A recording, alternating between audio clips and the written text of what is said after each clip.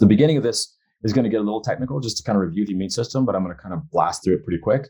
And then we're going to get right into some of the more intricate weaves between components of the body. And we'll go right into therapies along the way. I try to weave the therapeutics right inside of this for everyone so that there's things that you can use that'll be useful for helping to inform your practice and what kind of tools we can use.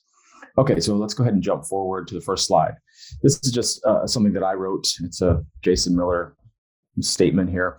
The body does not know it is a body, or that it has discrete physiological systems that interact with each other.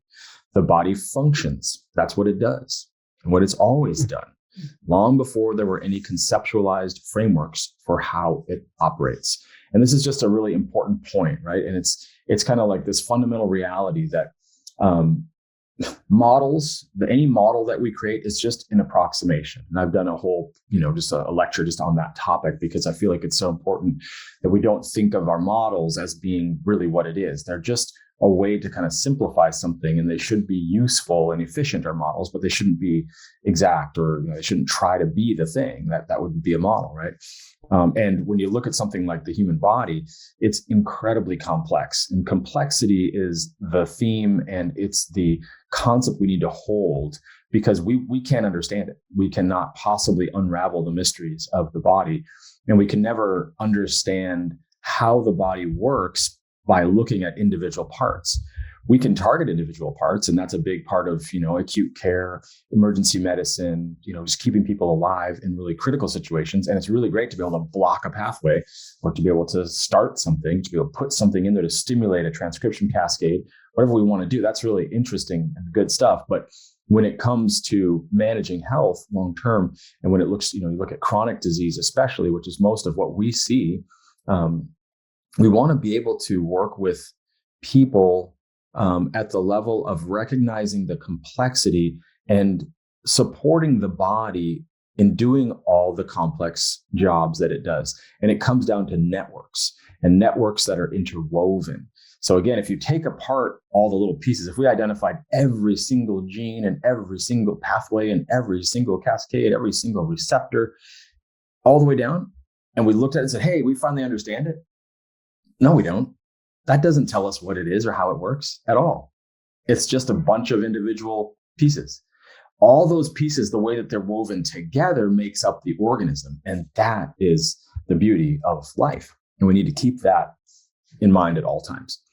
So I put this slide up here kind of as an overview of what we're going to cover today: the stress response, inflammation, calming the central nervous system, right? This is a huge piece of just, overcoming disease, improving mood, and how deeply mood is woven into how we heal and how our immune system works. Digestion. I think Mary talked yesterday a lot about just the importance of regulating the microbiota and making sure that that is diverse and replete, so that it really supports the full immune function of the body. And we talked, a lot about vital force and about life force yesterday. I did, and I think it's really important. It stems often from the center, the digestive center. In Chinese medicine, they say the spleen qi, that kind of force that takes out of everything that we're taking in, all the nutrients, all the important bits and pieces that we can pull into our bloodstream, get to all the target tissues and nourish them. And then that generative quality that holds us up in place and supports the immune system. The mitochondria are a big part in that. We're going to hit that. And then botanical immunomodulators, more like, plants that we think of as specific agents for changing immune function or modulating immune function, supporting it. And we don't use words like stimulate because herbs don't really stimulate. They're much more, complex in their actions. And with complex mixtures of molecules, with matrices of molecules, you get pushes to function, but you also get calm modulations of function as well. And that happens simultaneously. It's one of the beauties of working with botanical medicine, so much more safe and in concert in the orchestration of the body's networks rather than telling it what to do. And if we were robots, I'll tell you, drugs would work great for us. It would be perfect, but we are definitely not robots. The mechanistic view of the body breaks down very quickly because we are not a mechanism. We are not a mechanical or machine. We are actually a very complex, multidimensional, multi-layered life form that is, really defined inherently by complexity. And then immunonutrition. There it is. Okay, so I'm just going to review the immune system really quick. I'm sure most of you are quite familiar with how the immune system works. I think in this last period of last couple of years, with having a pandemic, a lot of us have kind of been, we've been forced in some ways to just dig deep into immune function. And a lot of the public, I think, has up their game in understanding immune function too, especially with regard to the adaptive immune response and antibodies and antibody generators, antigens, et cetera. But so this will be just a brief overview on what we're going to kind of talk about when we're talking about the immune system. So, it's basically a term, right? The immune system's a term, and it's used to describe a number of structures that are associated with self-preservation, right? That's the main thing. Identify self versus non-self. Something that's self that should be supported, maintained, and something that's non-self should be regulated, potentially, removed from the body. And primary, immune system organs are the lymph system, right, and all the associated glands, nodes, etc., which includes the spleen, which is a primary lymph organ, and that's the biomedical spleen, not the functional spleen of Chinese medicine, which includes a lot of other kind of tissues, but is a functional organ network that deals with transformation, transportation of nutrients, and the lifting of the body, and the mitochondrial energy, all that. That's the spleen function and in the functional sense from Chinese medicine. But the spleen here in biomedicine is really that organic material of the spleen itself that sits on the left side of the body, right? Just kind of down in the abdomen. And so that spleen is really a central lymph system organ. And so a lot of our plants that we use to help immune function will work with the spleen, and that both the functional spleen, but then also kind of the biomedical spleen. An exemplary herb would be Ceanothus americanus, the red root, which is really a beautiful spleen tonic. The thymus, right, where we train up these T cells, and so important to have that function in our body. And then the adenoids, which so many of us have them removed, just, we don't need these, we'll get rid of them. But again, the interwoven networks we don't understand. So we just start pulling things out. We don't really understand how that affects long-term health and outcomes. The appendix, a source of microbiota, something that is very old and rooted, and probably not just, again, something that we don't need. We should just take it out and throw it away. Probably not. We don't know exactly what its function is, but I think that the idea that it is a source of microbiota DNA to replenish when we go through periods of loss, especially like with heavy diarrhea or something in an infection, where you clear everything out, you need to repopulate. The appendix may be the reservoir for that. Also very tied to immune function, especially with the microbiota relationship, but also because of the lymph nodes there. The Peyer's patches, right, which are all those tissues that, inside of the digestive system. And we see a lot of influence in the Peyer's patches, as far as the way that the mucous membrane works with the microbiota and how the immune system interacts with that network, that soil, our food that we take in, and then the mucus layer, the microbiota, and then our bloodstream and the lymph system, which shepherds all the microbes. That whole interrelationship is very powerful. And the GALT, the gut activated lymph tissue, that's central to having a strong immune system. Back to that nourish the center idea, right? Support the spleen to support the immune system. And then the lymphoid follicles, which, are in the lymph system, similar to lymph nodes, kind of all over the body. Okay. So let me just see if I can, that's great. So innate and adaptive, right? We have these two terms. So innate immunity, as we know it, is nonspecific. It's the dominant system of host defense. It's not about long-lasting immunity. It's about dealing with something right up front. And those are the list of the cells, the main innate immune system cells, basophils, dendritic cells, et cetera. And then there's something called the T cell bridge, where T cells actually act as a bridge between innate and adaptive immunity, where the function of the T cells expands way beyond just one or the other, innate or adaptive. And we'll see just how important it is to be careful with our definitions, because definitions start to imply that there's a boundary but there isn't a boundary. The body doesn't see it that way. Back to that first slide, the body doesn't see itself as separate systems. It is, and it does. So adaptive immunity, as we understand it, is based on memory of antigens, right? Antigens are antibody generators. And these are sequences of protein. Those are, you can see there in the picture, you've got immunoglobulins as they're sticking to part of a virus. And, you're making a targeted molecule that sticks to the thing that's not supposed to be in the body. And of course, in autoimmune diseases, you have, an immunoglobulin sticking to self and causing an immunological reaction towards the self. So you have IgM, IgG, some of the main ones in immune function, IgM being those kind of shorter acting and IgG, longer acting immunoglobulins and circulating levels during infections. IgM associated most of the time with an active infection and IgG with a memory, a longer, you've had the infection in the past. And then T cells and B cells are our primary adaptive immune system cells. And then, of course, the memory cells. And memory is really interesting in the adaptive immune system because, we remember things that we've encountered throughout life.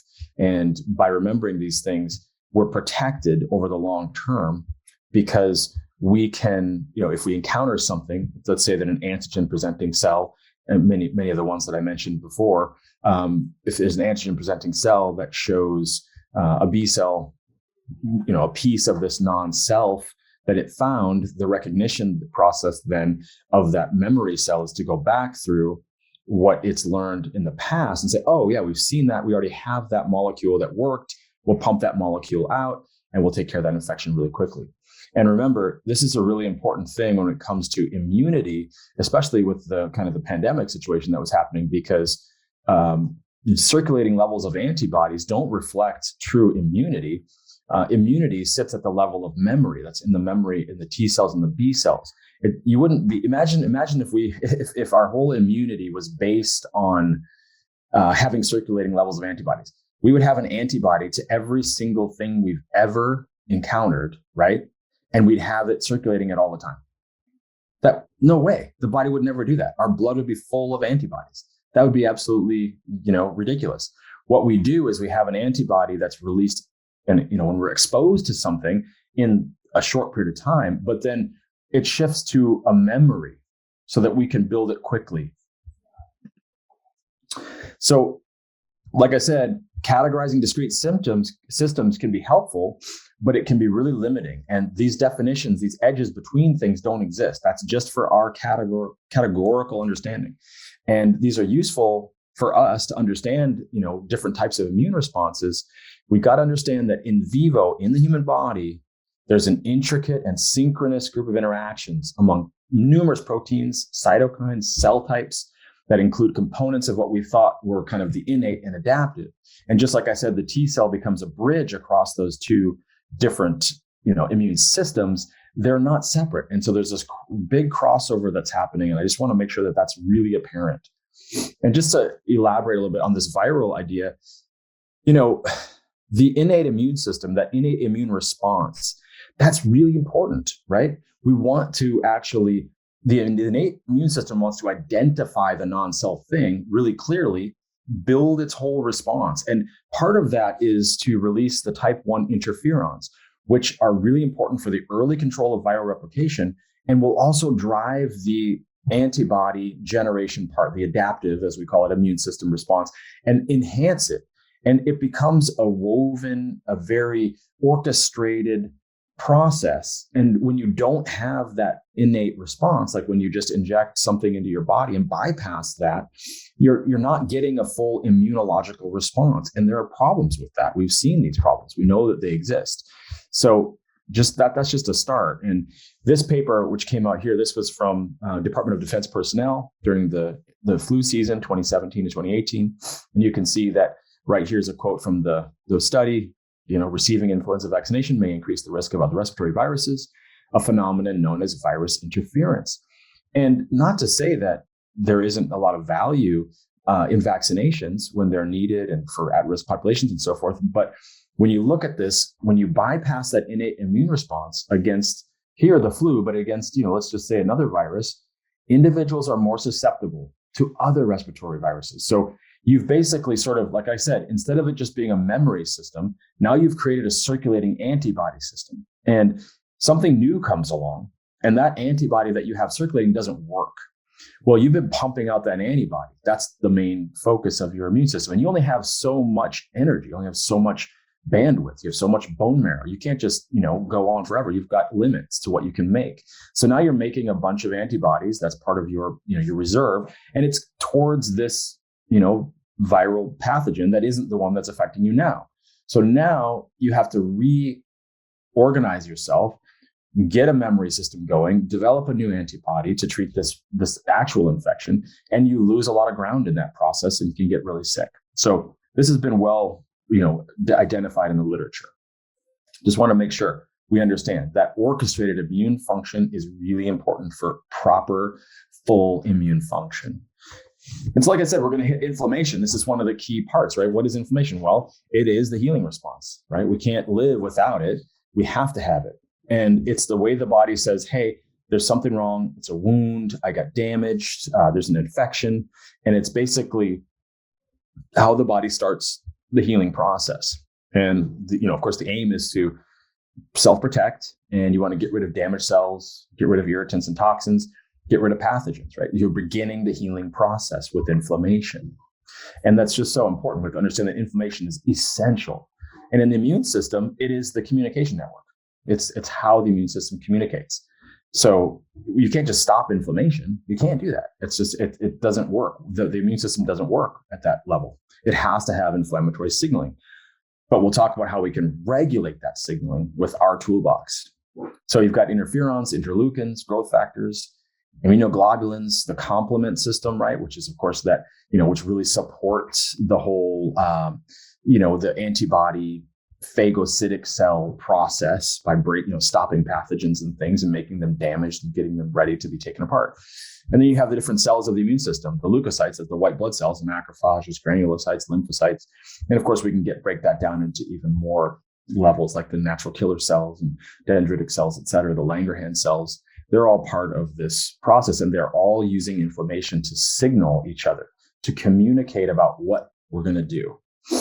So if we move into the neuroimmune axis and how it relates to inflammation, you see that what this article is revealing, and this is back 20, almost 30 years ago now, is that hormones, neurotransmitters, and neuropeptides have to reach immune cells, and then the neuroendocrine structures have to be exposed to products of activated immune cells. So there has to be a bidirectional communication between those networks, right? And so now we know, once we understand that the autonomic nervous system increases the inflammatory response of the innate and adaptive immune systems that leads to initiation or acceleration of pathological processes. So when the autonomic nervous system is dysregulated, it starts to be the underlying, causative factor for the development of diseases, especially chronic diseases like autoimmune diseases, diabetes, et cetera, where you're damaging your own tissue to a degree that, it shouldn't be. That's not a healthy way to handle the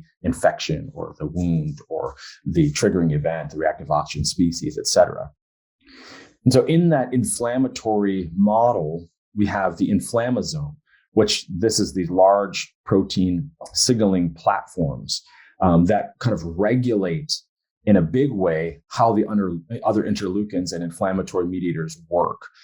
They're potent inducers of inflammation, the inflammasome. And interleukin-1 beta is one of the primary interleukins associated with inflammasome function. And that, again, it's kind of like an overseeing mechanism for controlling inflammation. And you can see here that there's got to be this delicate balance between pro and anti-inflammatory signals in order to generate that appropriate immune response without harming the host. Key balance, right? And here's a couple of nutrients.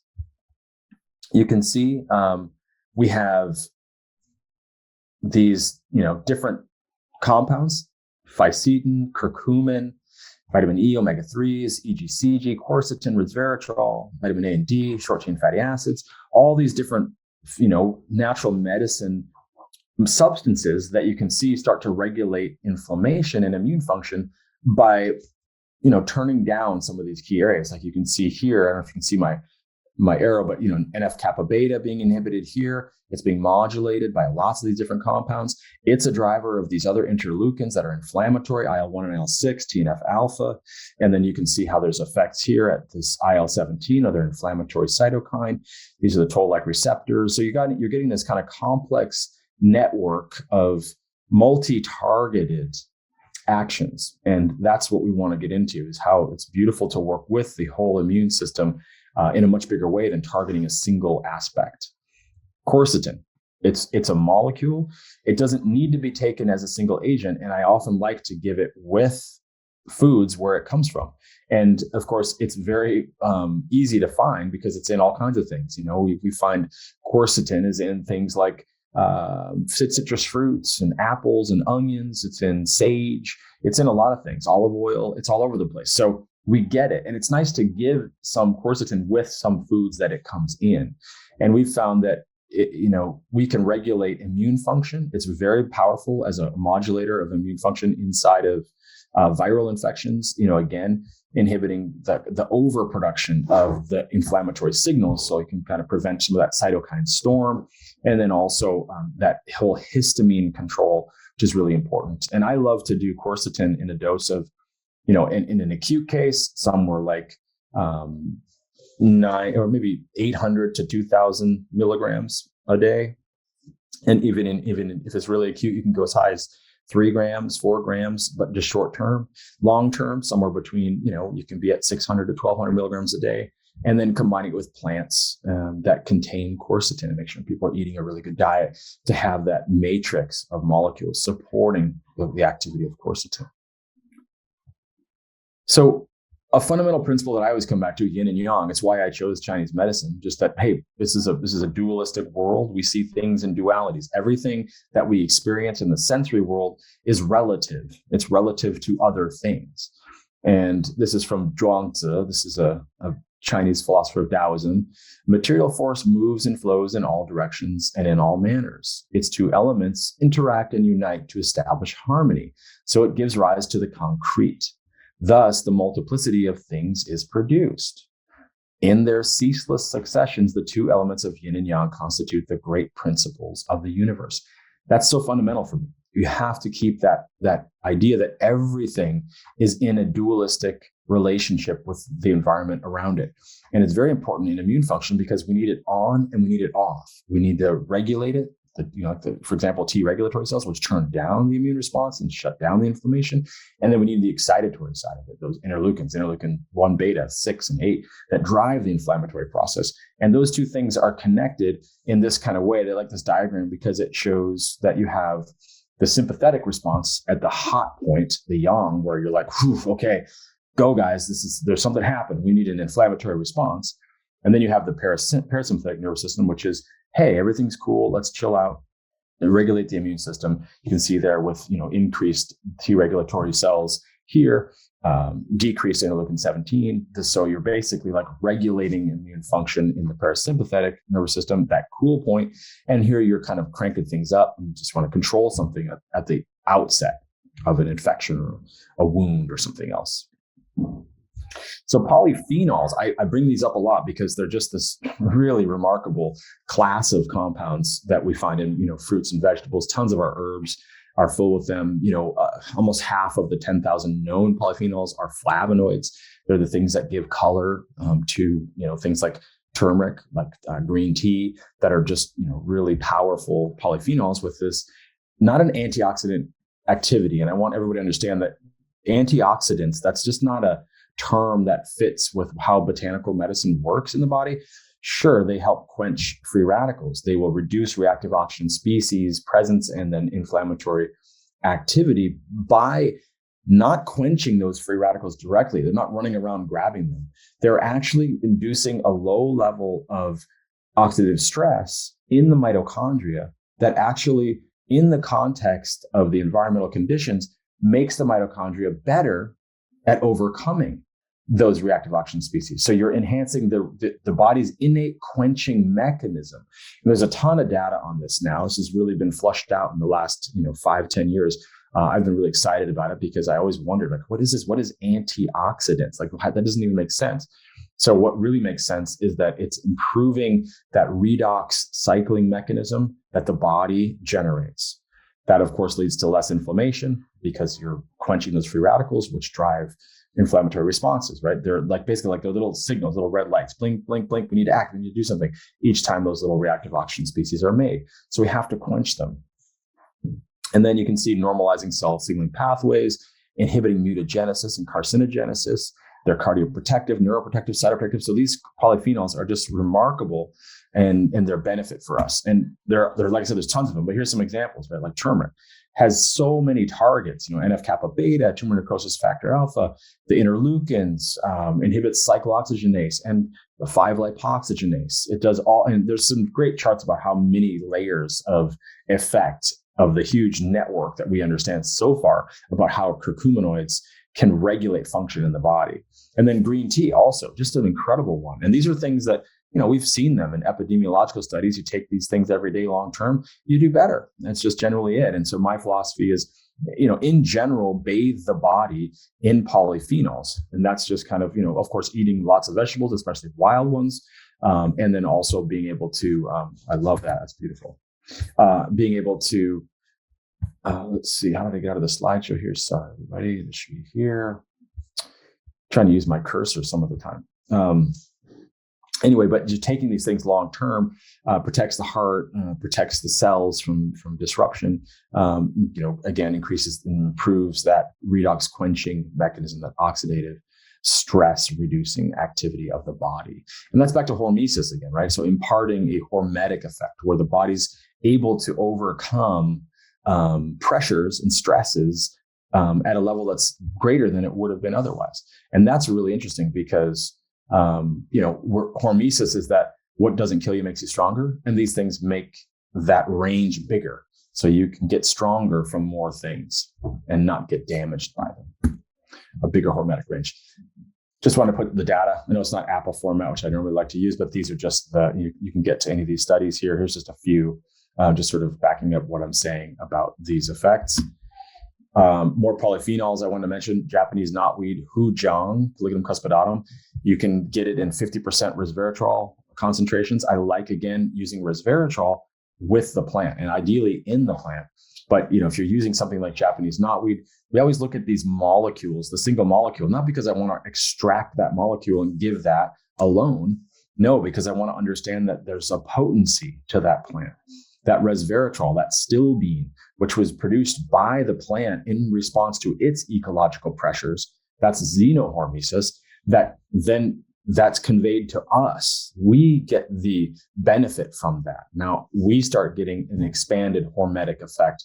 We can adapt to stresses more effectively, more efficiently using that plant-derived molecule. It's like the plants give us information and that information helps us. And there's some of the pathways that resveratrol targets. Amla, of course, people love that plant. It's very good, very phenolic rich, lots of tannins. And, it's going to do a lot of work with that reactive oxygen quenching. It's very yin side supportive and nourishing, and it downregulates a lot of these excitatory inflammatory pathways.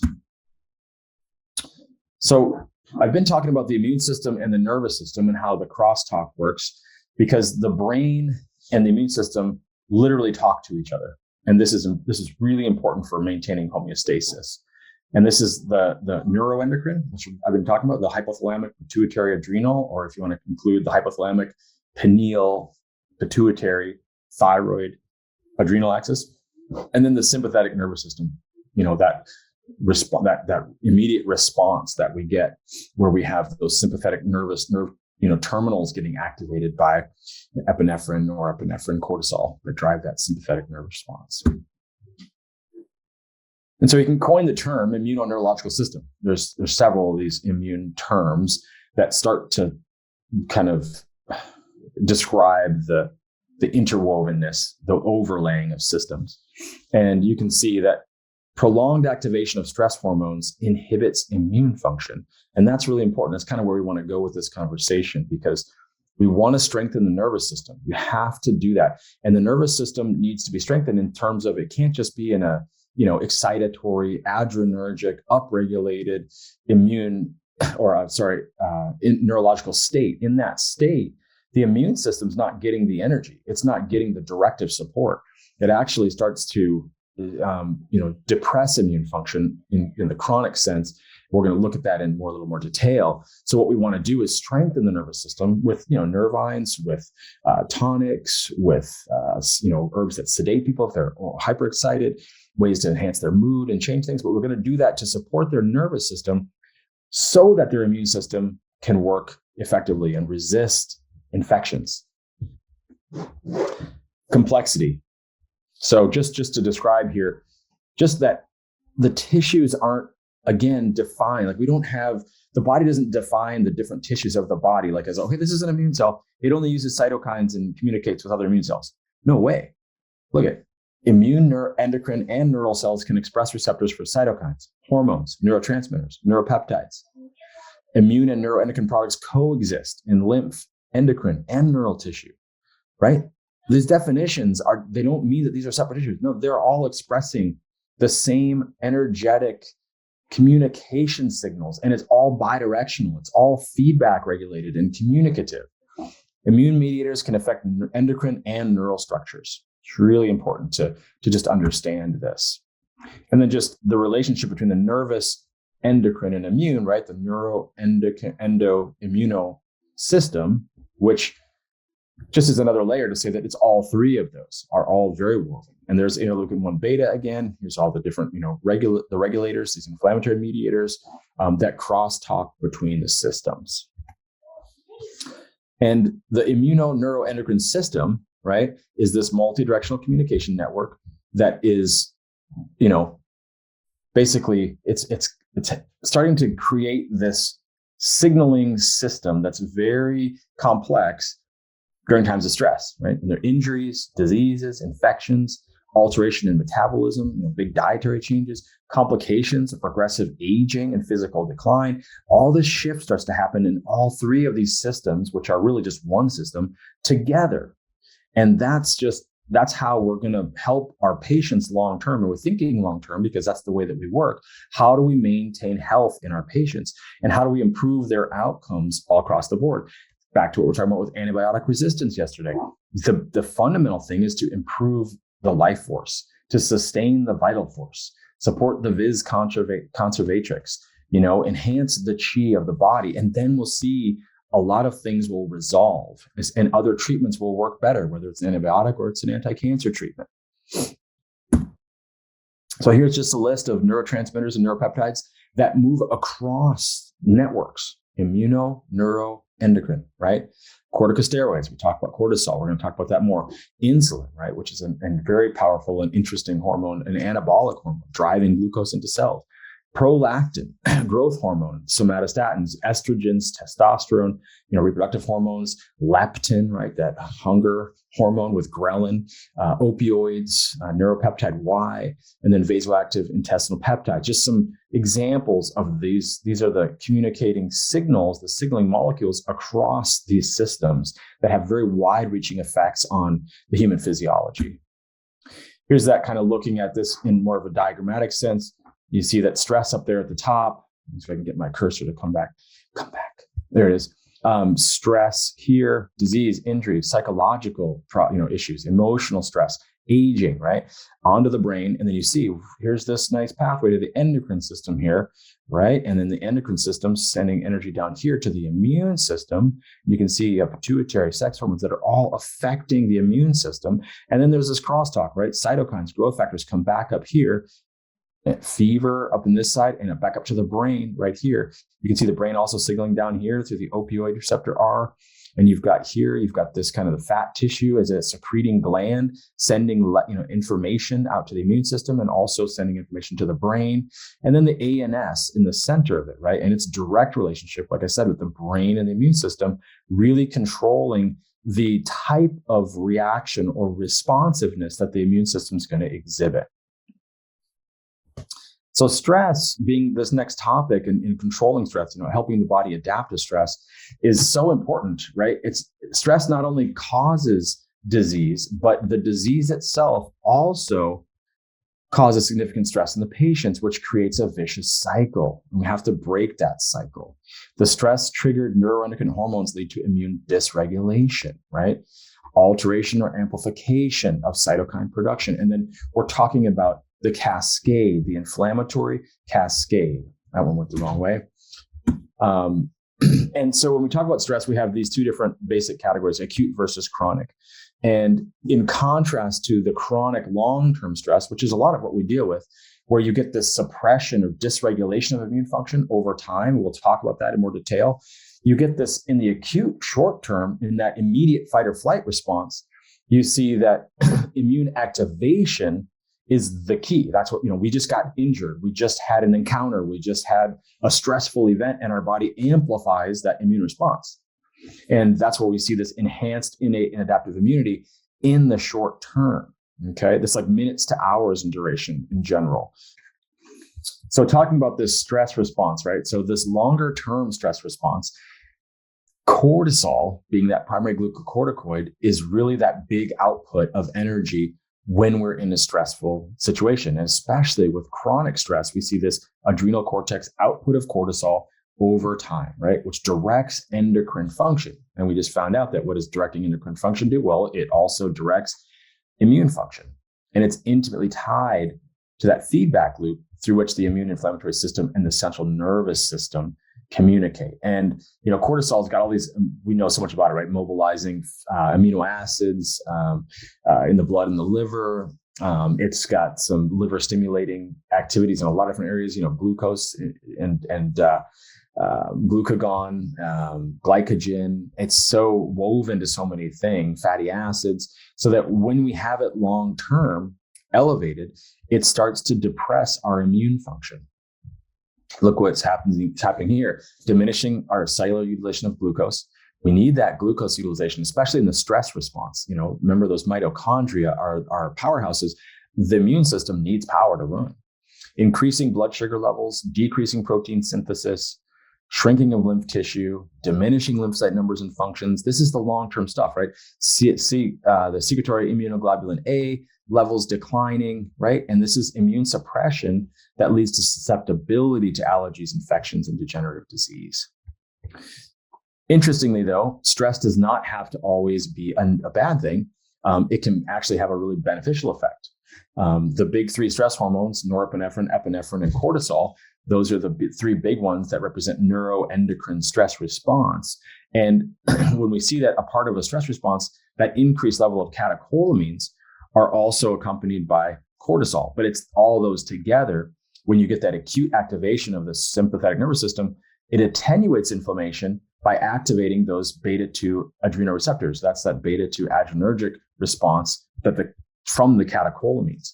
And this is basically like if you think about stressful experience where you get a wounding or you get an infection, then the body's had a history, an evolutionary step that said, hey, we need to enhance immune function rather than suppressing it right now. Right? This is an adaptive response, because that short-term stress, is not likely going to. Well, let's just say that if we wouldn't have developed the response that we have, then imagine we escaped the jaws or claws of some creature trying to kill us, and then we just die because we got wounds and microbes because we got exposed to them. We're not going to. Our body's going to go, whoa, this is a heavy thing. We've got a wound. We need serious immune activity right now, protection. And that's what happens in the short term. Here's the stress duration, right? This U-shaped curve. We see them everywhere. Always think about that U-shaped curve in medicine, especially. The duration of stress, right? Here we have the onset here, and you go up here to when you get into this moderate prolongation of stress. And then over time, the chronic stress leads to this depressed immune function. Here's Wim Hof, pretty interesting character because, like I said, that autonomic nervous system has a huge influence on immune function.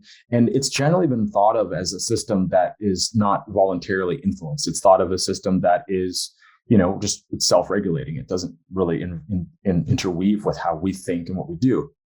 But one of the cool things that Wim Hof has done is he has kind of broken that all down by showing that using his concentration, meditation, breathing, using cold, he has been able to change the response by sympathetic nervous system activation and then increasing that catecholamine cortisol release which then attenuates the innate immune response. So he's actually able to improve outcomes, and they've studied the way that he's able to do this and his techniques in a number of contexts. And one of them is the in vivo innate immune response can be voluntarily influenced in a non-pharmacological manner through voluntary activation of the sympathetic nervous system. So he's driving that control that we were just talking about through the adrenergic system, that efficient stress response nervous system, and able to control the autonomic nervous system reactions, which would cause more wear and tear in the body over time. That's the kind of the chronic stress thing, chronic activation of the nervous system that runs us into problems. And this is a proof of principle study that they did on Wim Hof and his techniques. So the 4 life requirements, as we move into the next realm, how we're going to address our immune system in an integral way, we have the 4 life requirements. Energy, we've got to produce energy, and we've got to do it efficiently. We've got to adapt. We have to adapt to the pressures of the body, right? And that's where hormesis, a manifestation of the body's adaptive response to stress. Reproduction, we've got to be able to reproduce in order to continue our life. We have to have protection. We have to protect ourselves. And Charles Darwin said, it's not the strongest or the most intelligent of the species that survives. It is the one that is the most adaptable to change. So adaptogens, these are really wonderful herbs. And like I said, a lot of these definitions we use in medicine aren't really, there's not these clear defined borders. Adaptogens are a class of plants that basically have the normalizing effect. They're non-toxic and they're non-specific. But a lot of things have adaptogenic effects, even though if they aren't considered adaptogens. But adaptogens, like here's some of the chief, primary adaptogens: Eleuthero, rhodiola, and schizandra, really powerful. And taking these everyday long term is how you're going to support immune system function, reduce autoimmune outcomes and improve, in the resistance of disease. These are metabolic regulators that reduce the damaging effects of various stresses, right? They buffer the reactivity. Again, responsiveness, not reaction, right? This is increasing the ability of an organism to cope with stress, implying an inhibitory effect on stress-induced disorders. Regulate the stress nervous system, keep it even, let it be in a dynamic range that works. Don't let it get out of control. Neuroendocrine, right? HPA axis, an immune complex associated with the biochemical adaptation of cells and organisms to stress. These are all places that adaptogens have their, big activity and support for the immune system function. In the immune system specifically, building energetic reserve, extending the dynamic range of stability, meaning when you take adaptogens over a long term, every day, like your daily herbal multi is adaptogens, right? And it's just, hopefully you've tailored it to your own self, to your own constitution, or whoever that works with you did, so that it can really support your constitution. And then the dynamic range is this area that inside of that, your body can just really well pull itself back into optimum efficiency, optimum outcomes, optimum immune function. So the dynamic range, when we get outside of that dynamic range, then oftentimes we need something to push us back. We're kind of out of control. We need to get control. The body can't maintain. So the adaptogens expand that dynamic range so that we can have a bigger response that the body itself can pull back in to the center of optimization. Pleiotropic, they're multi-targeting. They target that neuroendocrine system. They enhance allostasis, meaning that chronic stress over time that breaks down immune function. When you have a lot of adaptogenic support, you can adapt longer with more strain over longer time. Resist physical disorders caused by external stress, and they're non-toxic, non-specific, and normalizing, right? The 3 ends of Lazarev. So here's just a look here at ginseng-like herbs. Panax is the panacea, classic and amazing herbs that I love so much. Tonics in Chinese medicine, adaptogens, as they are, there's their effect on the nervous system, the neuroendocrine system.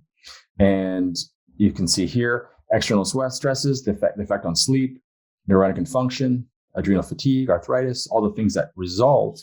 And then homeostasis and allostasis, that's what we're trying to create. That's that dynamic range. This is how we maintain the health in the person. Here's just a list of some of the chief adaptogens and the main compounds that sort of identify their potency. And you can see Panax ginseng. I love Panax ginseng, and Panax quinquefolius, both of them rich in ginsenosides. saponins that, are a big part of the matrix of those plant complexes that have really a wide range of benefits. They're tonifying and supportive of the body. Withania, that's ashwagandha, and it's the withanolides. And you can see all these here. They're all there for you to see in this slide. You can pause on it and have it. So let's move on to psychoneuroimmunology. And this is really the study of the effects of the mind on health and resistance to disease. So the impact of mood on immune function, right? As well as the reciprocal action of immune signaling on mood is now documented and generally accepted. Of course, the two main mood issues we face as people today and as clinicians, anxiety and depression. Over 10% of Americans are on antidepressant medications. Almost 20% suffer from some sort of anxiety. And you often have impaired sleep and cognitive function deficits, right? So when you're having impaired sleep, you're not going to be restorative. You're going to get out of that autonomic regulation. You're going to start getting into upregulated stress hormones. You're going to be in a chronic state of stress. You're going to suppress your immune function. That's the process, just to make it clear again. GAD, right? Generalized anxiety disorder, where you're just kind of worrying, you can't relax. And of course, in Chinese medicine, what does that lead to? It leads to spleen qi deficiency. What is the spleen again? Well, it relates very much to the lift in the body, the support for the muscles and structures, the energetic output, the production of ATP, the mitochondria of the spleen qi relates to that kind of part of human physiology in a correlative way. Sales of anti-anxiety medications and antidepressants spiked in the past 2 years. Well, yeah. What happens with stress and anxiety? Well, you get that increased heart rate, blood pressure. You get the stress hormones, the corticosteroids again, that kind of constant stress, kind of constant worry. That's the depleting. You can't just be in a state of running from the bear all the time. It's not going to happen. You're going to fall apart and break down at some point, and you're going to, it's not going to work. But if you run from the bear for a moment, calm down, and then you relax and you're in a calm space, you can keep doing that over time. You can't just keep it going. It disturbs the digestive system right there. There's our spleen connection, right? Increased risk of disease. It's not good to be in an anxious state. Really not good. Let me know if there's anything in the chat. I see there are some chats. I haven't looked at the chat bar in a while. But let me know if anything is important and pressing. So I want to jump into some key therapeutics for addressing anxiety today, and some of my favorites. I love passion flower, Passiflora incarnata. It's kind of molecular signature is around chrysin, which not only is it a really powerful, aromatase inhibitor when taken at higher doses, but inside the passion flower plant, it's a great GABA receptor activator. So it's an agonist, a GABAergic plant molecule that calms the nervous system really well. And it's great for stress, anxiety, spasm, and insomnia. You can see this is coming from Felter in 1898. Its force is exerted upon the nervous system chiefly, the remedy finding in wide application in spasmodic disorders and as a rest-producing agent, especially useful in the insomnia of infants and elders. It gives sleep to those who are laboring under the effects of mental worry or from mental overwork. Wow. I mean, that was over 120 years ago, but sure is pertinent for today. American skullcap, I almost always combine that with the passion flower. Again, a good eclectic medicine physician combination, used also by Native Americans, the Scutellaria lateraliflora, very different than the Scutellaria bicalensis, the Chinese medicine, the Huangqin, very different plant. This one, though, when there's irritability of the nervous system with restlessness and nervous excitability, can really support the person when they're not sleeping, not with, especially when there isn't pain. It's not a pain reliever, but it will calm spasms. And when there's general irritability with insomnia, nervous disorder, irregular muscular action, twitching, tremors, restlessness, with or without incoordination. And if you've ever had the people that have the twitching eye, the eyelid that just won't stop twitching, a teaspoon of American skullcap tincture 3 times a day has never failed me in that case to resolve the eye twitching. It's pretty remarkable. And you can do those kind of high doses without any, kind of sedative effects. It'll calm things down, but it doesn't really sedate the person, which is really nice. And I use this plant in large doses often. It does have the bicaline in it, which also bind to the GABA receptors, right? In the benzodiazepine site, that same area that the benzos work, but just in a much more gentle way, a supportive way, rather than a tell the body what to do kind of way. Has those anxiolytic effects without sedative effects. You can see a recent double-blind placebo-controlled study showed that it enhanced global mood without a reduction in energy or cognition. Plants can do that. They're just amazing. That's why we're here. That's why we love botanical medicine, because plants do these things, very complex things that we could never do with a single molecule, even a few molecules. We let the plants do their work. We understand them at the macro level, and we make sure their potency and their specificity is there with the molecular analysis and evaluation. But then we apply our tools of observation to make sure that we're giving the right plant for the right person to get the results that we're looking for. Ziziphus, Swan's-eye wren. Love this plant, right? It's a sour, neutral, and sweet. It's a date. It's the seed of Ziziphus spinosa. And it's really good for what's called Shen disturbance and insomnia. It's got a nice sedative and hypnotic effect, at least in the most recent studies in mice. But from Chinese medicine, it nourishes the yin and blood of the heart and the liver. And those are the two big blood organs, heart and liver. And it calms the spirit. This is from the Shennong Bancao Jing. This was the Divine Farmer's Materia Medica. This is from 100 AD, and description of Ziziphus as being sour, which is astringent and kind of holds things together, balanced in nature, not too warming or cooling, right? It's kind of combining both. It treats the heart, cold and heat and evil binding qi. That would be kind of like locked up stuff that's stuck.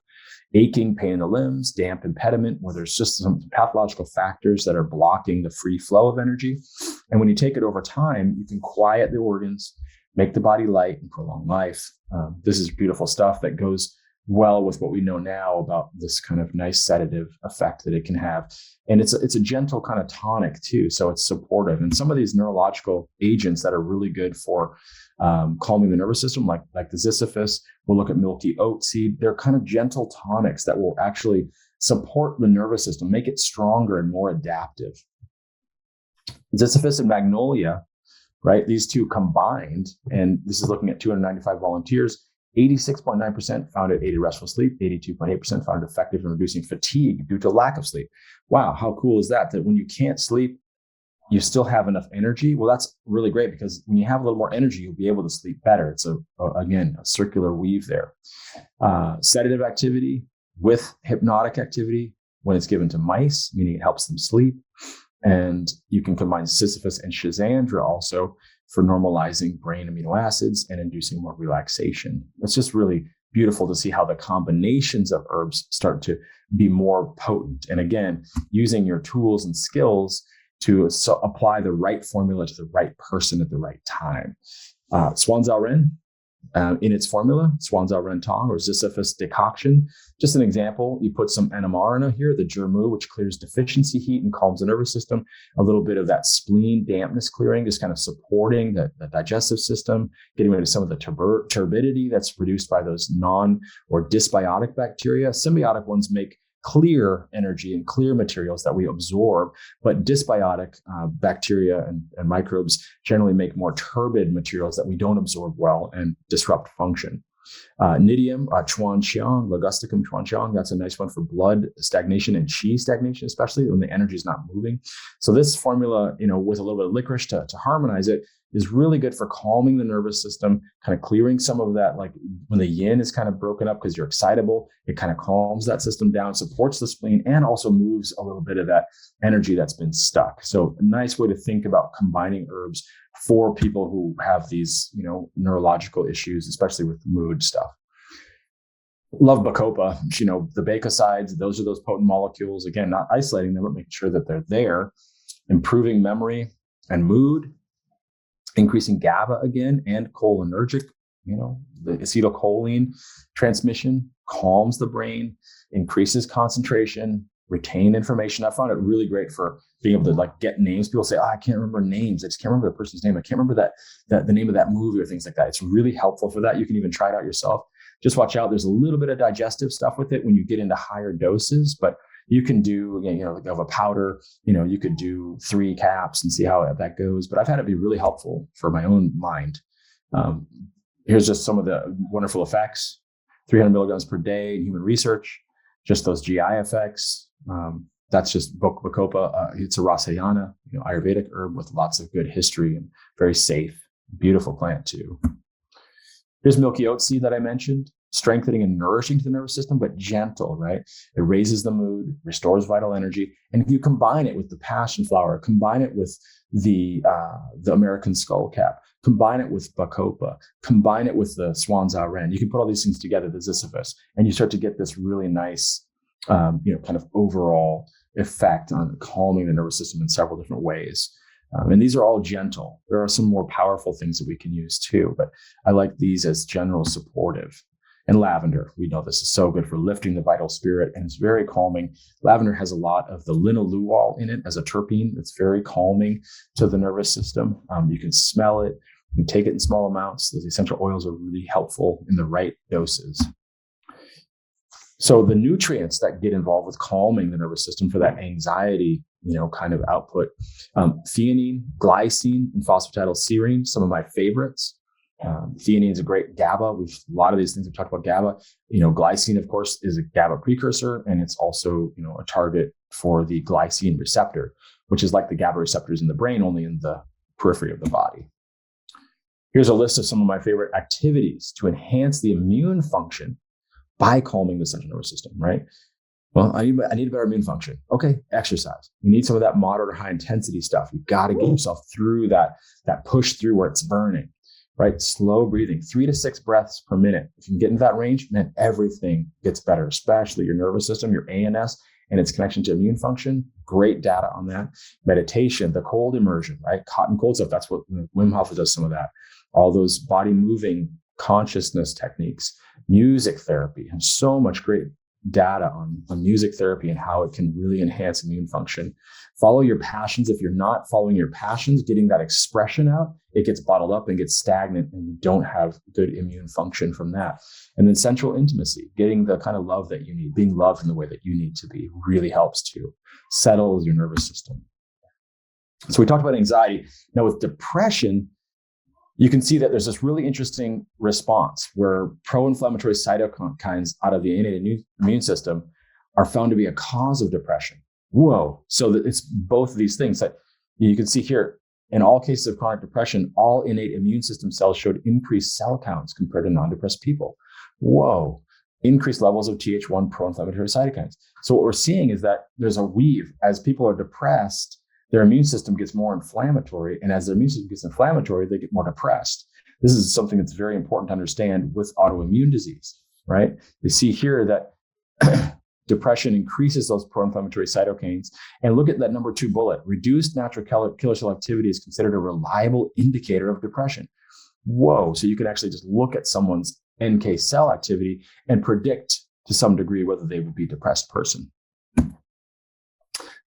So the other side of this, from the anxiety calming to the mood enhancing, the uplifting kind of botanical medicines, and some nutrients as well. Hypericum perforatum, beautiful role in serotonin, but so much more than that. Albizia, magnolia, which I mentioned before, N-acetyltyrosine and L-tryptophan, just to name a few of my favorites. And dosing you can always ask, but there's lots of ranges for these things. N-acetyltyrosine, in the hundreds of milligrams. It just depends on the person and kind of excitation or sensitivity. Mostly taken in the morning is really good. Supports thyroid hormone. It's also, tyrosine is also the backbone for the epinephrine, norepinephrine, right? Those are tyrosine moiety-based hormones, or neurotransmitters, I should say. L-tryptophan, the precursor for 5-HTP and 5-HT, serotonin. So here's St. John's wort, right? This is like a neurological adaptogen. That's one of Donnie's terms, and I really like it. I think it very fits because it's neurological restorative. It's an alterative, improves function, and for nerve damage is the best. Like for neuropathies and long-term nerve stuff, it's just so great at just gently helping, relieves stress, supports the mood, and again, dosing is really important, right? You want to support that serotonin level, and it's been studied, and there's lots of great research on St. John's wort. It's unfortunate that it gets this bad name because of the drug herb interaction stuff, which is all, most of it hypothetical as far as how it's disrupting actual function. But we're looking at the way that it can interfere with levels of drugs in the body. So being cautious of that all the time. But, most of the time, if you're dosing it in the range of 300 to 900 milligrams, the data shows really great results, and the risk of kind of, interactions that are negative is very low. Hypericum in depression. just looking at these two meta-analyses, right, including a 2008 Cochrane report for major depression. It was superior to placebo, right? Okay, good. It's similarly effective as standard antidepressants, right? And it's much fewer side effects. So good. I love this plant. 2-3 droppers 3 times a day, a teaspoon 3 times a day for people like post herpes with really painful nerve stuff. It's for chronic idiopathic peripheral neuropathy or chemotherapy induced peripheral neuropathy. These are the places where this herb just really shines. Mimosa, look at that, beautiful. It's like a circus party tent. The flower, I love it. Just represents this beauty and sort of happiness, right? This is the tree of happiness. And it's been shown to enhance mental wellness, curb depression, promote sound sleep. And it also enhances all aspects of neurotransmitter secretion and regulation, antidepressant, anxiolytic. So it does both of those things. It's calming while also, lifting your mood. So it's really important to have things that do that are, again, that are, what is the word I'm trying to think of? Tropho-restorative is one of them, but, multi-targeting and balancing to the systems. Here's those nutrients, the B complex, got to have those cofactors.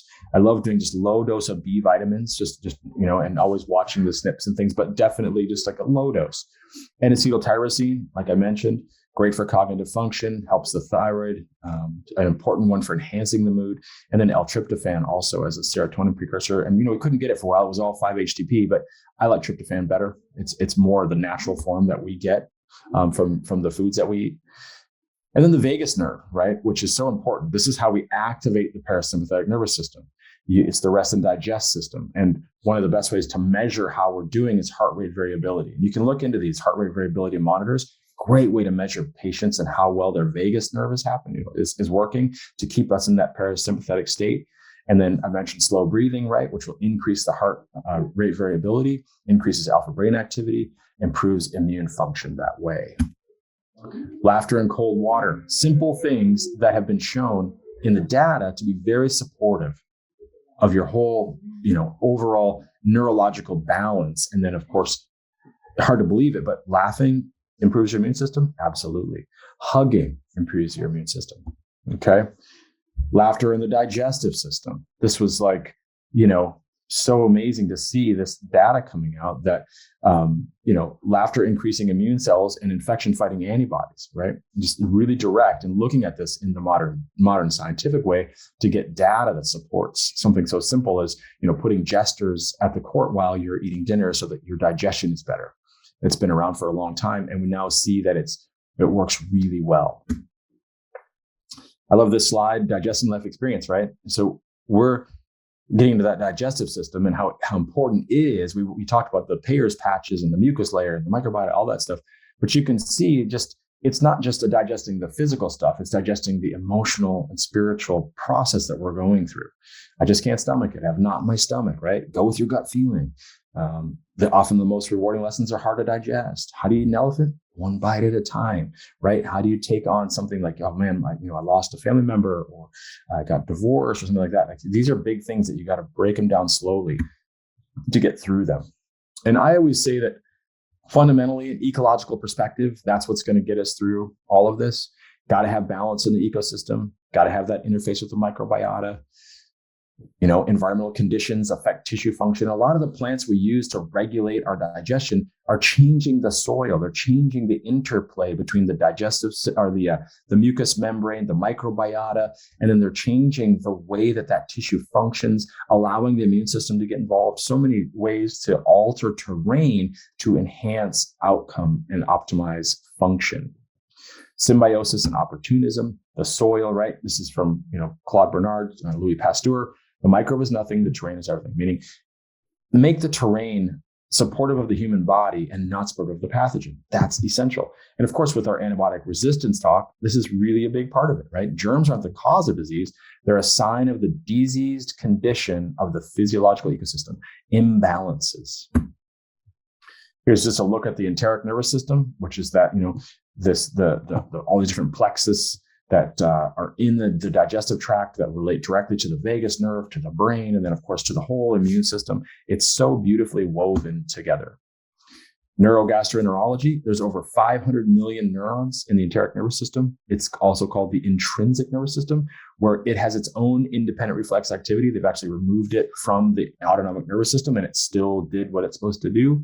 It operates independently, and it communicates directly with the central nervous system. So, more than 30 known neurotransmitters used in it, and it's so essential to, again, regulating that immuno-neuroendocrine system. We have to have that. And when we get into like the enteric nervous system, there's this whole intuition that lives there, right?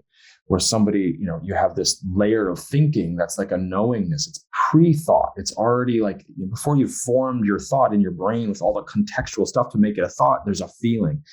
That's that nervous system.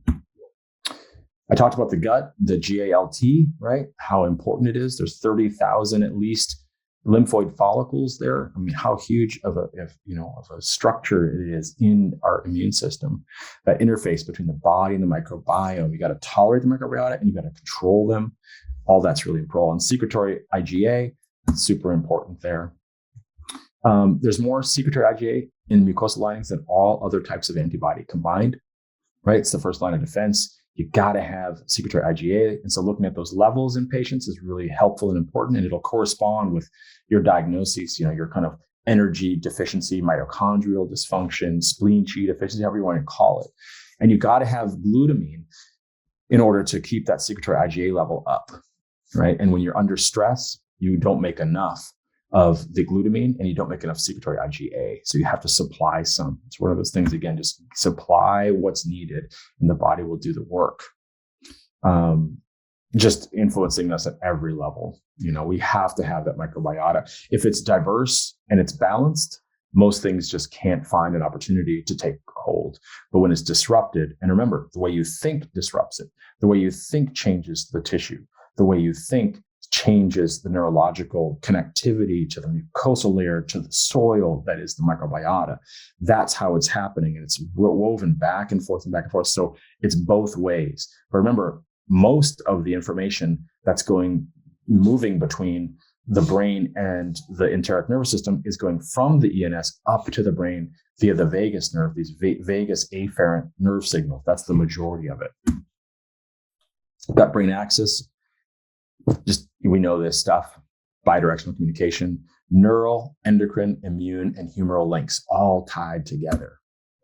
So then we go to immunometabolism, right? Again, just talking about these different terms, how the immune system's woven. This is the interplay between immune and metabolic processes. You can't have the immune system working efficiently if you're not generating energy. It's like the powerhouses inside the cells have to be working strong so there's enough power to run the immune system, right?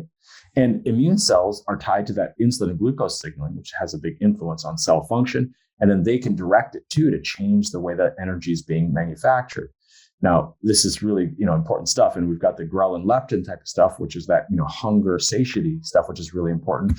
But just the mitochondria, and like I said yesterday, the idea that there's just like, inside a cell, there's like a couple mitochondria in there, like in a diagram. That's not how it is. There's hundreds and hundreds of mitochondria in that cell, and they're really important. And, they drive the chi or the ATP, the currency of the chi in the cell to be able to run the immune system. And changes in the mitochondrial machinery contribute to alterations in immune responses. I talked a lot about hormesis. This is mitohormesis, where the mitochondria are being affected by pressures. And then those pressures, as you can see on this slide, not that slide, where'd it go? Right there, this slide, you can see that the hormetic response there, right, is one where at the beginning, you got some reactive oxygen species, you got some pressure, the body starts responding and adapting. And then at a certain point, it becomes more than the body can handle. Then you get into that increase in mortality and the breakdown of the structure. But just like that other U-shaped curve we looked at, that the hormesis, the mitohormesis, the ability of the mitochondria to adapt to stress is what's really beautiful. And that's what we want to work with. Polyphenols, again, induce adaptation of mitochondria, induce mitochondrial biogenesis, the generation of new mitochondria, upregulate mitochondrial signaling molecules for biogenesis, antioxidant enzyme systems, which I talked about, and then induction of destruction of dysfunctional mitochondria, actually help the autophagic process of the mitochondria breaking down what's what's not working well, the defunct pieces. Here's a list of polyphenol compounds for mitoprotection. I threw this up yesterday as well. These are just some of my favorite molecules, right? These are the polyphenols. And again, use the plants. And if you want more of that molecule specifically, add some of that molecule to the plants that it comes from, and make it a formulation. Don't just use single agents. It's always better when you combine things.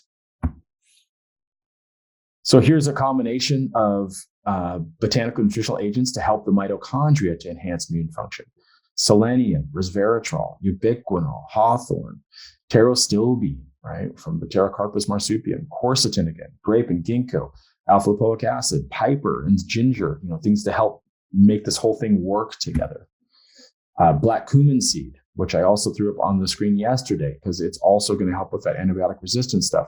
It's going to help the mitochondria overcome stresses. It's going to enhance mitochondrial adaptation. Black cumin seed, beautiful stuff. And the thymoquinone, that molecule, again, that's the potency measure for Nigella. Here we have just an example. You can just see kind of how some of the different compounds affect different parts of the inflammatory cycle and affect hormesis. There's the mitochondria down there in the lower right, and you can have a positive effect on mitophagy and basically the breakdown of old materials and the building of new in the mitochondria. And then this is just a nice combination. I mentioned turmeric and green tea and the Nigella, put all those together with grape and the resveratrol. Now you get a combination that starts to enhance the immune system and immune function by improving energetic substrate metabolism. And here are the nutrients that I like. These are my top ones for enhancing mitochondrial energy metabolism.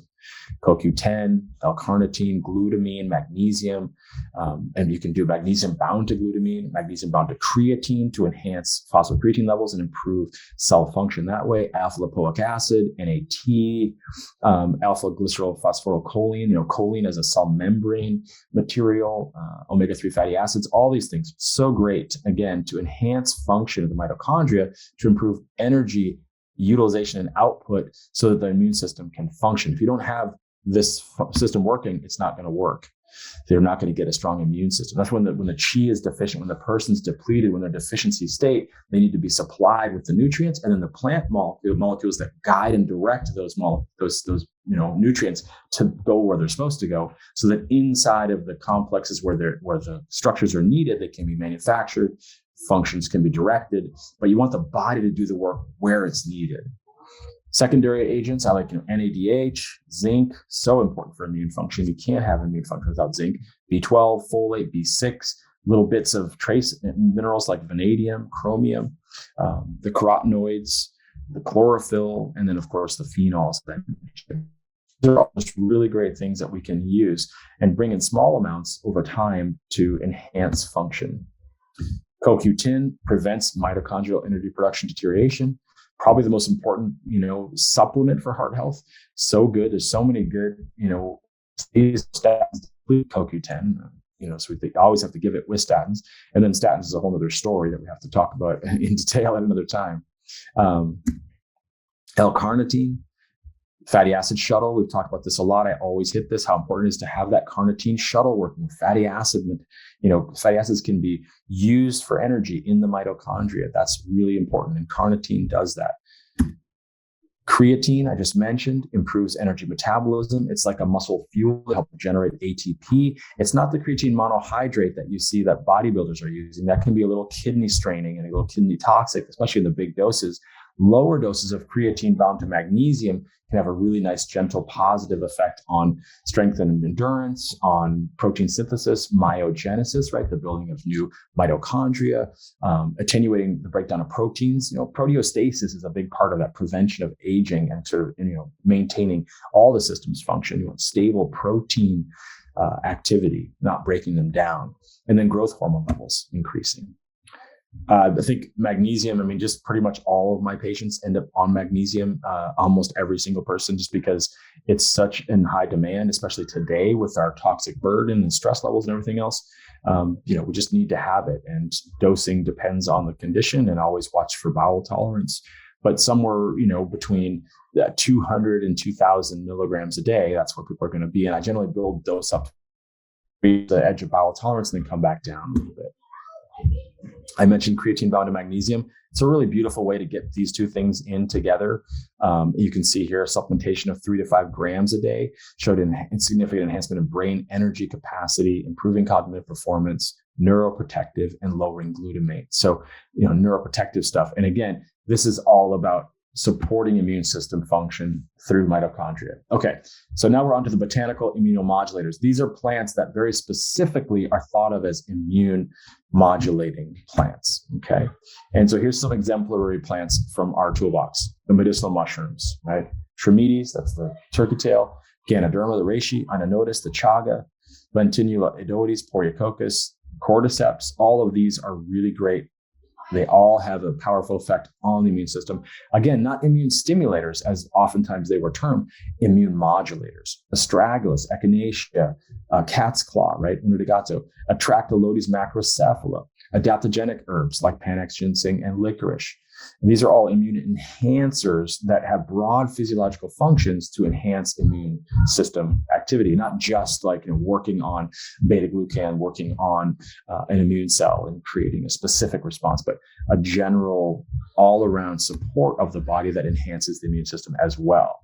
Here's some of the medicinal mushrooms, which I just love: Ganoderma lucidum and turkey tail trametes, right? They strengthen the body by removing toxins. This is Chinese medicine stuff. They tonify the qi, they nourish the blood, and calm the spirit.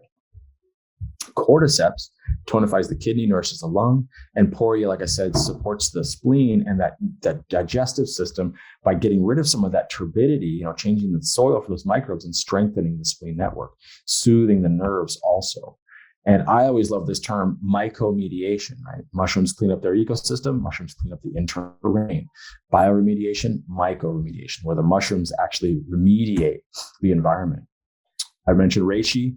So many great things to say about it. I mean, it's just such a wonderful support and so great for immune function long-term, clears toxicity. It's restorative to homeostasis. It's got all these beautiful effects. And I just think it's one of those things that you can almost just take it every day for most patients, and then higher doses for, situations where people need more support. Here's just a look at the beta glucans. And you want to make sure it's the 1,3,1,6 beta glucans, very specific ones. And they should be non-linear in their structure. Linear beta glucans are from starches. So you can have just, anytime you're using a mushroom extract, it should be from, a fruiting body, maybe some mycelia. It should be grown on its naturally occurring medium, have all the molecules it pulls from that medium, and it should be extracted in a traditional fashion. That's how it should be done. And if it's not that, it's not a good medicine. And I'm, just sorry to have to say that to a lot of people out there using, cheaper kind of mass-produced, autoclave, produced mycelium grown on grain, and it just doesn't have the medicinal quality. Here's beta glucan, lending a helping hand to immune cells, right? Activating a macrophage here via a surface receptor, having the macrophage go out and get the pathogen, presented, angiopresenting cell, presents it to the B cells, and then you get an enhancement of the immune response there. Echinacea, right, which I mentioned, modulates human cytotoxic T cell response. And echinacea is amazing. I mean, some great studies on leukemia with echinacea, teaspoon doses, really, really having profound effects. Mice that did really well with echinacea. Sorry about that. And in leukemia. And so it's just got such a powerful effect. And the whole idea that it's going to stimulate the immune system and drive it out of control, that's not reality. That's not what's shown in clinical practice. It's not shown in the textbooks. It's not what's shown in the data. People always say, oh, does it really work? It works. It's really more of a tonic that you take every day. You don't take these herbs, in big doses when you get sick. They're really there for when, for supporting your body so that you don't get sick. Or when you get sick, it's much less dramatic. It's much less severe. Astragalus, I love this plant. It's so powerful as a supportive of that spleen energy.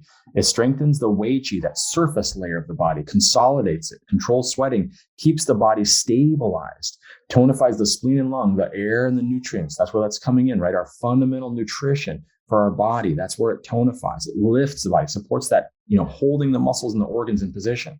Such a great one and so powerful for the immune system. I love this plant, and you can dose it high. It's very safe.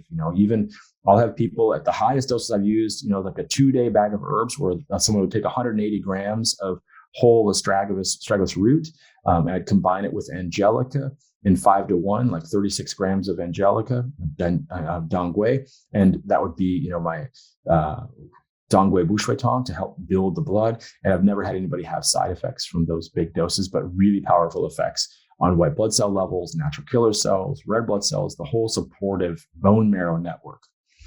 And you can just see here the astragalosides. There's that specific one, cycloextragenol, really powerful as and for telomere support, and just kind of looking at all the different ways. Again, natural killer cells, cytotoxic T cells, interferon gamma, interleukin 2. I mean, so many supportive things. And so astragalus, I like to again use it as a powder, as a decoction, or as a granule. I don't use it very often as a tincture. The same is true of the mushroom extracts. I like them to be powders. I want lots of those polysaccharides in there. And then the last piece of this is immunonutrition, right? Where you're modulating the immune system using nutrients. And I went over most of those, right? But you want to maintain anabolic metabolism. Don't let the body fall apart because it doesn't have the building blocks it needs to maintain itself, especially when people get deficient. They're not digesting, they're not absorbing well. So you've got to support them, give them all the things that they need that we mentioned, glutamine being a big one, zinc being so important, right? Here's the exemplary immunonutrients. I include arginine in here, which is a great one for nitric oxide, right? For enhancing oxygenation of tissue and vasodilation. Omega-3 fatty acids, branched chain amino acids, which are very good for inhibiting catabolic breakdown, just like supporting that rebuilding process. Colostrum is another one that, given to the young, right, to help grow them, support their microbiota, everything. So these are immunonutrients that are really important. And of course, vitamin D and immune function, right? We've talked about that I would say ad nauseum, but it's actually just great to keep talking about it because vitamin D is amazing. Zinc, I've been over this so many times. It's just essential for virtually all processes. I mean, it's so important. And I mentioned yesterday that a lot of kids in India studied, who couldn't get well from infections once they were given good doses of zinc. And I like to dose zinc, in higher amounts than generally I thought of when I was, in school. They used to say 30 to 40 milligrams of zinc and then take like 1 to 2 milligrams of copper with it, but I don't ever have to give the copper. I look at zinc, copper, cerulean plasmin levels in tons of patients and hundreds of patients. And I often need a lot more zinc than you might think to get people into the normal range and up into the upper part of it. Definitely happy to do 50 to 100 milligrams of zinc a day for long periods. Just watch the zinc levels. You can do a zinc taste test if you want to, where you just, that's a very good way to test zinc levels. I've compared that to blood tests and it's very accurate. But just keep an eye on it, but get those doses of zinc up high so people can heal. This is just a list I wanted to give to you guys. These are some of our immune health supporting herbs. Just great stuff here to just to have and use this slide to be able to enhance people's immune function, especially in those periods where there's seasonal stresses. It's really great for that. Okay, just to review, our holistic approach starts with adaptogens, right? Supporting the patient, combine nutrients and botanicals, harmonize the neuroendocrine network, calm the central nervous system, support the mood and enhance cognition, enhance neurotransmitter efficiency, improve digestion, right? And that whole spleen mitochondria system. Botanical immunomodulators, use them. They're very helpful. Immunonutrition is a big piece of it. Make sure the nutrients are there that support the immune system function. And then, of course, consider the whole person and use your tools of diagnosis, your energetic diagnosis, your syndrome differentiation to tailor your treatment plan for your patient. Thank you all so much for showing up here today for this on the immune system. I hope that it was rewarding for all of you. I had a great time. I'll open up for questions for a few minutes. Thank you so much, Jason. Did you want, there's a couple of questions in the chat room from before. I'm just scrolling up to find them. Okay. One of them was asking about, could you please provide dosage and form for black cumin?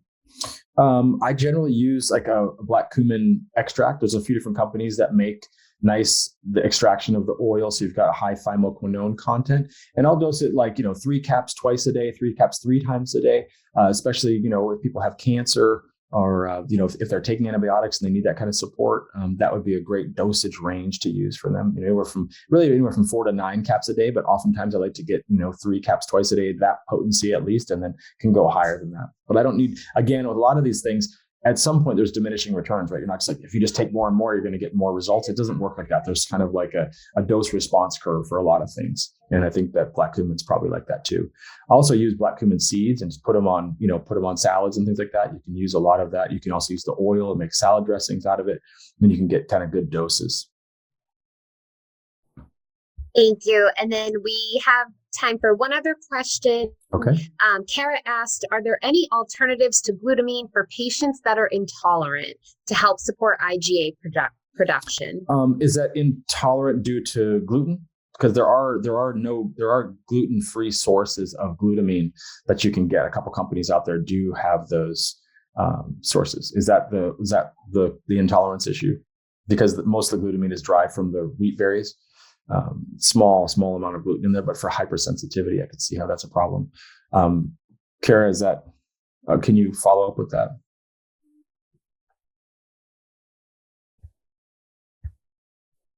Hyperexcitation. So where glutamine is converting to glutamate, that's what you're asking about. Well, in those cases, of course, preventing glutamate conversion is going to be a big part of it. And so part of that is, of course, really targeting the GABA system. And I really like to use, the glycine as a good way to do that. All those things that I mentioned, the different botanicals, you're doing your nervines is really good. And just kind of what I would do is get those in place, make sure you got your magnesium, gets lots of supportive agents in there and calm the nervous system down. And, you can use kava as a nice one as a sedative, whatever you need to do to start calming things down. And then, you'll be able to get better work with them so they won't be overconverting. And and I think that the sulfation pathways are also good. I know that Sarah just mentioned that too. You can use NAC and molybdenum to help pull up some of that sulfation, oversulfation issues if they're part of the glutamate toxicity with the hyperexcitation. So that would be my thought to you. And then also just start with a little bit and go with the gluten-free kind just in case, and just use little bits of glutamine, because obviously you're going to need to get glutamine in their body. They just need to stop converting it over to glutamate. And NAC is one of those things. Alpha lipoic acid is another one. You could do oral glutathione, liposomal, and then all the NRF2 upregulating plants would be really helpful too. And adaptogens. And adaptogens, most of them are NRF2 and KEAP inducing, meaning they're going to induce the body to make more glutathione in the places where the body needs it, right at that conversion spot. So, to stop that process of hyperexcitation. Okay. Thanks, everybody.